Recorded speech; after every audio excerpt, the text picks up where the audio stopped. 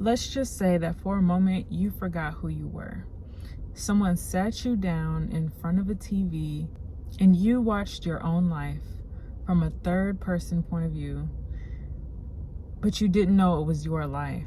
Are you rooting for the person behind the camera? Are you proud of her? Are you excited for where her life is going? Or are you wondering at the screen, wondering what the is she doing? This video is going to be about how you can watch that screen and make sure that this is a character that you would be proud of.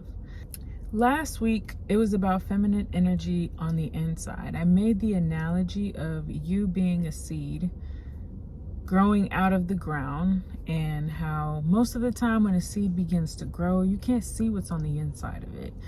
You only see it when it begins to blossom out of the ground. This video is going to be about what that looks like when you're blossoming out of the ground.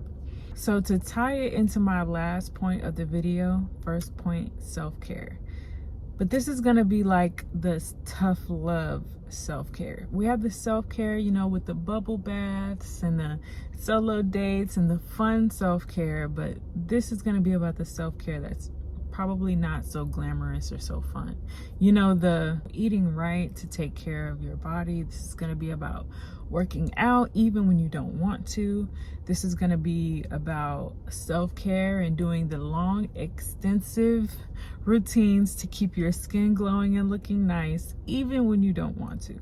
Everything you do today is a gift to your body tomorrow. So I imagine it like, if I eat crappy today, I don't wash my face today, tomorrow I'm gonna feel terrible because I ate terrible. I didn't do what was right for my goals, and my goal is I want clear skin and I want to feel like I have, like, I don't want to feel like I'm being dragged down. You know, as most people used to say, low vibrational plates, you know. It's more like, you know, if you eat the greasy, fatty, sugary foods, you're gonna feel low. You won't feel great, you know. But if you eat well, you feel the effects of eating well. You eat your vegetables, you benefit from eating better, you know. As a matter of fact, I find that, you know, when I'm starving, like literally on an empty stomach, and I cave in and I get some fast food, my stomach will start to hurt. And it's like, yeah, I may have enjoyed it, eating it, but I am not enjoying the after effects and how that affects my body. You really have to make sure that you take care of your mind, you take care of your body, you take care of your soul. Everything that pertains to you, it's up to you to take care of. I like to kind of imagine it like, imagine your body is borrowed. Honestly, if we're thinking in terms of Christ, your body is borrowed. But imagine you're literally borrowing it, like you're now in the body of your niece, or you're now in the body of your daughter, or a woman that is close to you that you deeply care about. You're going to want to make sure that when this body returns to them, it returns to them in better or in the same condition. I mean, I won't say the same condition, but we'll say even better condition than when you received it. You're going to make sure that you eat well for them. You're going to make sure that you work out for them. You're going to make sure that you don't harm them in any way, because you want to give them back this body better than you received it, almost as like a gift back to them. Or even with any object, when someone gives it to you and you're borrowing it, you take the utmost care of it because you want to return it to them in the same or in better condition. So I kind of use that analogy to help me out a little bit. If that doesn't help, you know, you can find other ways to kind of like frame your mind that would help you better take care of yourself. But that's just like a little something that I kind of think of every now and then. Okay, so point number 2 is that you need to build your confidence.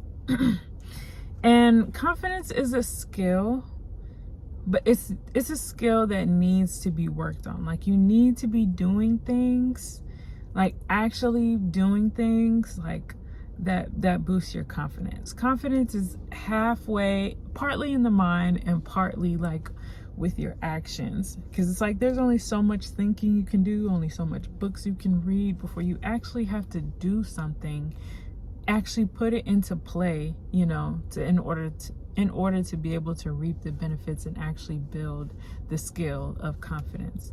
I like to think of it like, okay, so have you ever seen the show Victorious? I might be reaching for a niche audience here, but I really loved that show when I was younger.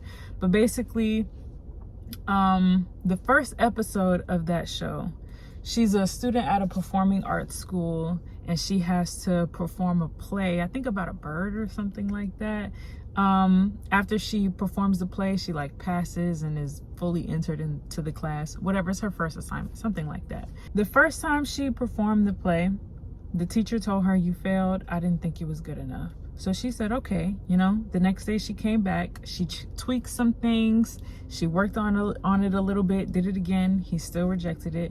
Over and over, she was working on the play, adding different things, making it more extravagant, bringing in props. I think she even brought in other people in costumes, until finally, one day it was just so extravagant, and he still was just like, no, you still failed. It's not good enough.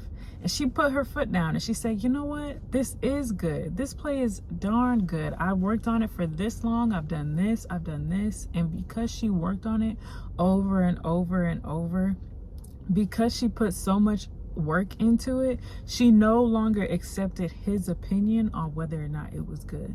She herself said, I worked on this and this is good no matter what you say. And then from then on, he said, you passed. The whole point of the assignment was to be confident in your work. When you work on your work so hard, when you put your best, you put your 10 times into something, you're going to be confident about it. And if other people don't like it, it's really not even going to affect you, because you know that you did the best that you could. And this only works if you genuinely put in the effort towards something. When you genuinely put in the effort towards yourself, when you genuinely put in the effort towards something that you may be working on, the most important component is that it has to be genuine. Your effort has to be genuine. If you're I won't curse, but if you're kind of halfway working on something, maybe I will, maybe I won't, like, you won't have that same confidence behind it. I mean, you have to think about Beyonce. I don't know if you've ever seen one of her documentaries, but when she works on a tour, on a concert, or whatever the case may be, she is very meticulous and detailed about the things that she does. She's rehearsing day in and day out. Every detail is thought out. And so when she finally gets on that stage and everyone loves what she's doing, no matter what, she is confident in what she's doing because she put her all into it. And I feel like a good book for this part right here, if you want to kind of learn about how to put your all into it, is a book called The 10 Times Rule. I didn't read it, but listen to the audiobook. I think it's free on YouTube if you look it up. But it's really about how anything that you do, you need to put your all into it. You need to do 10 times the normal effort that you would put into something. And I feel like that's a good tip for building your confidence, especially when it comes to yourself. If you know that you did your best on your hair today, you did your best on this today, you did your best on that today, no one's going to tell you anything about how you look, because you're going to feel great regardless of what other people have to say, because you know you worked hard on it. And that's a really important and honestly my favorite tip. Now we're going to move on to number 3. This is, let's put it all together, basically. Who do you want to be? What do you want to look like? When you think about the best version of yourself, what does she look like? What does she do?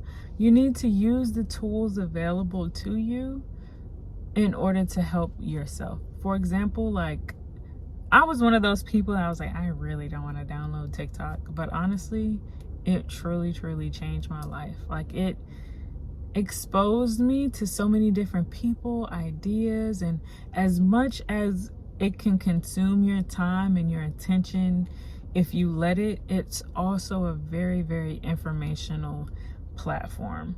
But it doesn't have to just be TikTok. You can also use books, any means of information. Even this video is a means of information that you can use to better yourself.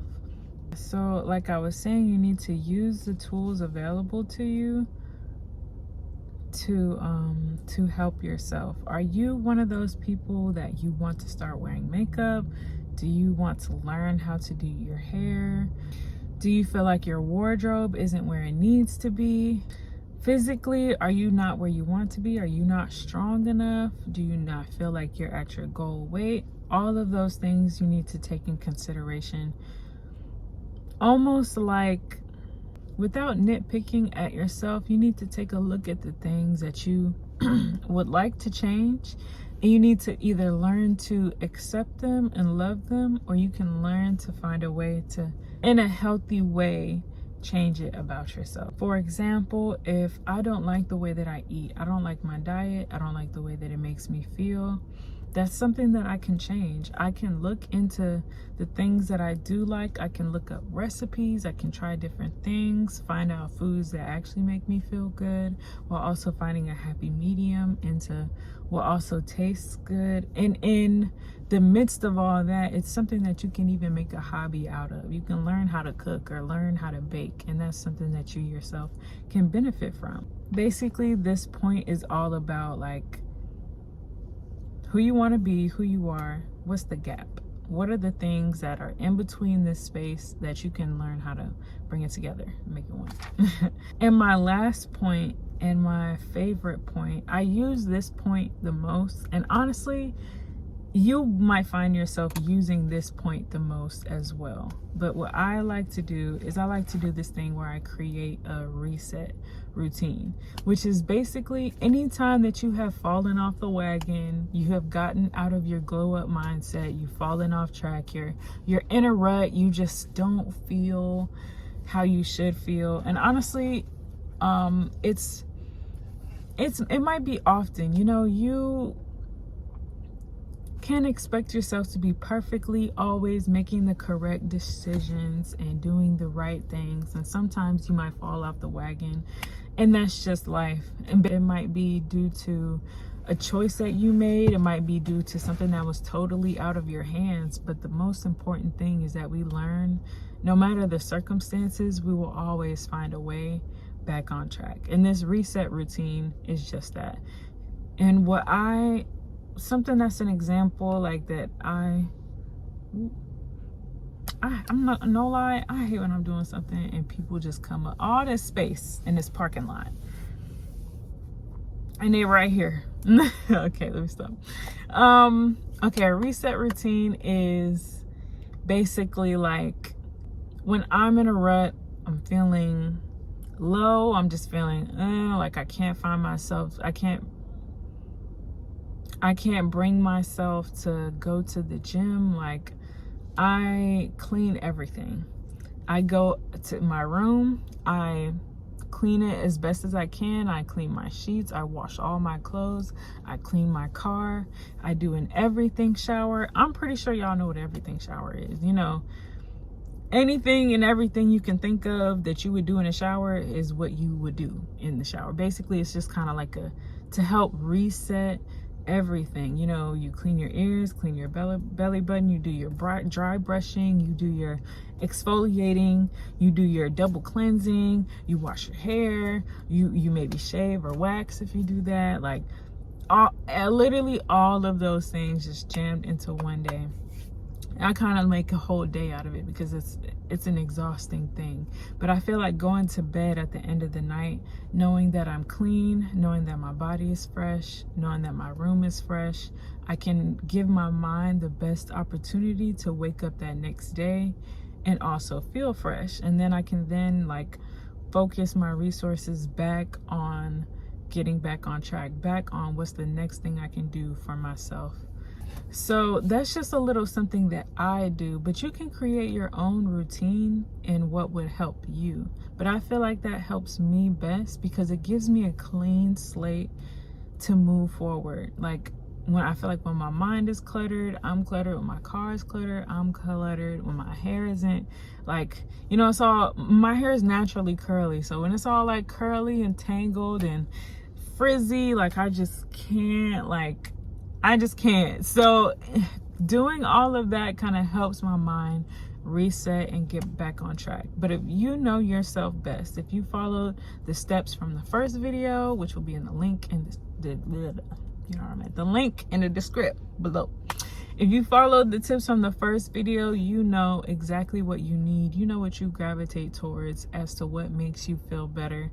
And not feel better in the sense as in temporarily.